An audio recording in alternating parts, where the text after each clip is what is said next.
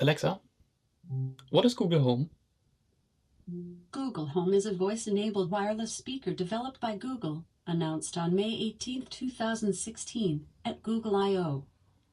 Und genau dieses Google Home habe ich mir vor kurzem aus dem Urlaub mitgebracht. Und ja, das Unboxing dazu gibt es jetzt einmal gleich nach dem Intro.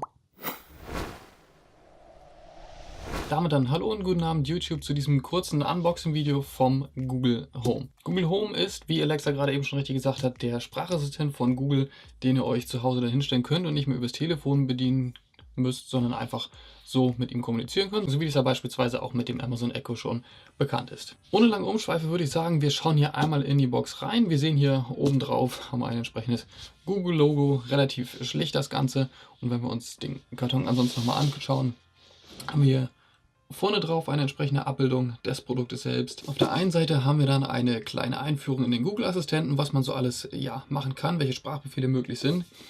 Auf der anderen Seite haben wir Funktionshinweise, was alles möglich ist mit diesem Gerät selbst, welche Features unterstützt werden. Und auch hinten drauf nochmal weitere Informationen zu Smart Home, dem Gerät und so weiter und so fort. Alles relativ selbsterklärend. Und ich würde sagen, wir schauen jetzt hier einfach mal direkt in die Box selbst hinein. Der äußere Produktkarton ist nur aufgesteckt und wird dann einfach abgezogen. Wir stellen ihn beiseite und dann sehen wir schon, gibt es so eine kleine Lasche, an der wir dann entsprechend den Karton öffnen können. Und ich muss sagen, das ist schon relativ hochwertig gemacht, das Ganze. Und wenn man natürlich vor dem Ganzen sitzt, dann hat man hier auch eine wunderschöne Präsentation des Produktes selbst. Wir nehmen an dieser Stelle Google Home einfach natürlich erstmal aus dem Karton raus, stellen es beiseite und schauen dann natürlich noch weiter, was mitgeliefert wird. Unter der Abdeckung haben wir dann natürlich noch den üblichen Papierkram. Einerseits ein Quick-Start-Guide, den wir hier oben drauf schon haben. Dann noch eine Anleitung für den Google-Assistenten selbst mit einigen Sprachbefehlen, die man ausprobieren kann. Sowie noch verschiedene Designs, die man sich käuflich erwerben kann. Und dann natürlich noch Garantiehinweise. Und das ist dann unser Papierkram, den wir beiseite legen können, nicht weiter benötigen. Und dann bekommen wir natürlich auch noch ein Netzteil mitgeliefert, was wir jetzt natürlich auch zum Anschließen dann brauchen. Den Karton machen wir einerseits erstmal wieder zu. Stellen ihn dann hier entsprechend an die Seite. Den Google Home vielleicht einmal in die Mitte und legen das Netzteil hier noch mit hin. Falls ihr euch das Gerät aus den USA importiert, achtet natürlich drauf, es ist ein amerikanischer Stecker, braucht ihr einen entsprechenden Adapter. Aber das Netzteil ist auch ausgelegt für einen europäischen Stromkreis, insofern besteht da eigentlich kein Problem weiter. Wenn wir uns das Gerät selbst noch einmal anschauen, dann haben wir oben drauf entsprechend zwei Mikrofone für die Tonaufnahme. Hinten drauf gibt es einen entsprechenden Mute-Button und natürlich noch eine Status-LED. Und unten haben wir dann die entsprechende Lautsprecheranordnung. Das können wir ganz einfach abziehen und abdrehen und dann sehen wir hier die 3 Lautsprecher, die verbaut sind. Und wenn wir noch mal ganz unten drauf schauen, dann sehen wir hier auch entsprechend noch den Stromanschluss. So, das Gerät ist jetzt angeschlossen, fährt sich dementsprechend hoch und sucht jetzt hier natürlich schon mal nach WLANs. Und ich würde sagen, wir schauen uns dann auch mal kurz die Einrichtung hiermit an. Und während Google Home jetzt hier hochfährt, kann ich ja hier schon mal kurz zur App gehen. Ich habe jetzt hier die Google Home App offen, über die dann alle Geräte wie Chromecast und auch Google Home gesteuert werden. Welcome to Google Home. To get started, download the Google Home app on a phone or tablet. Ist schon geschehen. Und jetzt wird mir dann hier oben auch entsprechend angezeigt, dass ein neues Gerät verfügbar ist. Google Home sowieso. Und dann würde ich mal sagen, gehen wir auf Setup und gehen hier einmal durch. Also Google Home gefunden, Continue. Und jetzt wird eine Verbindung vom Handy zum Google Home aufgebaut über ein entsprechendes WLAN, wie das bei vielen anderen smarten Geräten ja auch heutzutage der Fall ist. So, dann ein Testsound. I heard it. Und wir bekommen jetzt hier auch nochmal einen Hinweis, dass Google Home für ein anderes Land hergestellt wurde. Ist ja erst in den USA nur veröffentlicht worden. Und von daher kann es Probleme in anderen Ländern geben, aber hier in Deutschland sollte das eigentlich alles kein Problem sein. Danach bekommen wir eine Auswahl, wo Google Home steht, sodass da entsprechend schon ein gewisser Kontext für Google da ist. In meinem Fall wird das Office sein. Und ihr könnt dann auch natürlich auch noch festlegen, ob Nutzungsdaten an Google gesendet werden sollen oder dementsprechend nicht, je nachdem, wie ihr das bevorzugt.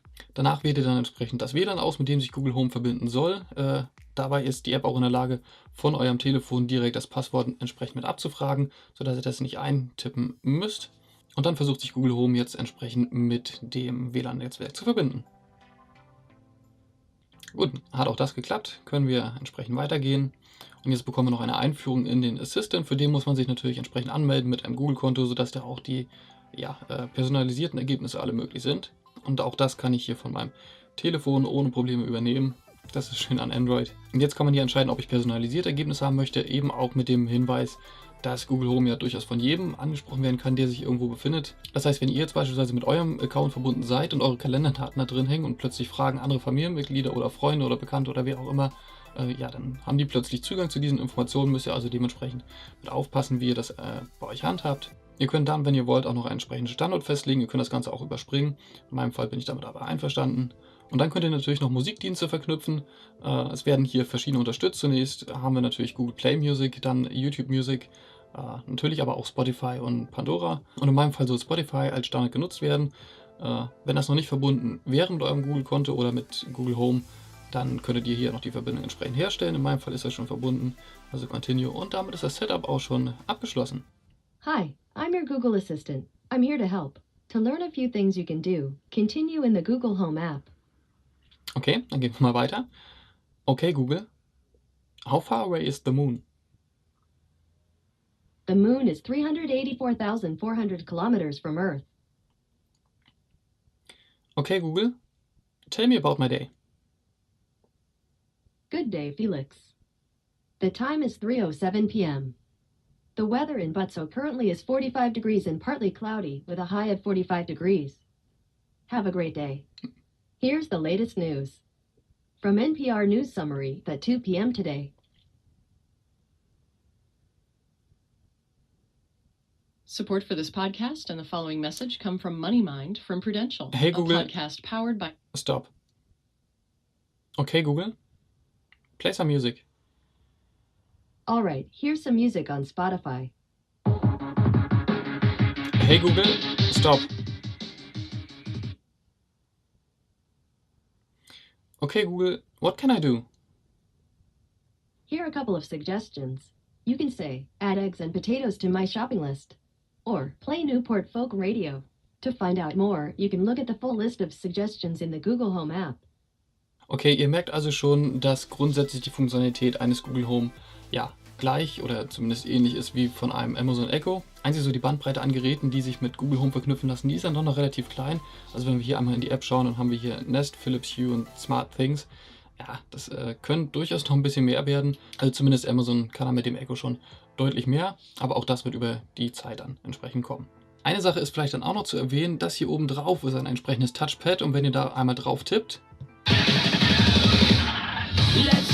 dann habt ihr da entsprechend einen Play- und Pause-Button, den ihr nutzen könnt oder natürlich auch einen Lautstärkeregler einfach durch Touchbewegung. Ich glaube zumindest dieses Play-Pause einfach per Touch ist schon mal ein bisschen angenehmer als jetzt beim Amazon Echo, wo man das wirklich nur per Sprache machen kann und nicht mal so eben einfach mal kurz drauf tippen, um zu pausieren, was manchmal echt sehr hilfreich ist. Ansonsten würde ich aber sagen, soll es für dieses Video gewesen sein, ein ausführlicheres Review zum Google Home oder auch ein Vergleichsvideo zwischen Google Home und Amazon Echo wird es im späteren Verlauf geben. Wenn ihr da gezielte Fragen habt, dann stellt die unbedingt in die Kommentare rein. Dann kann ich da entsprechend noch mit drauf eingehen. Ansonsten würde ich sagen, sehen wir uns im nächsten Video wieder. Wenn ihr das nicht verpassen wollt, dann klickt da oben in der Ecke auf Abonnieren oder schaut hier links und rechts noch bei 2 weiteren Videos vorbei. Da drüben gibt es das Amazon Echo Video.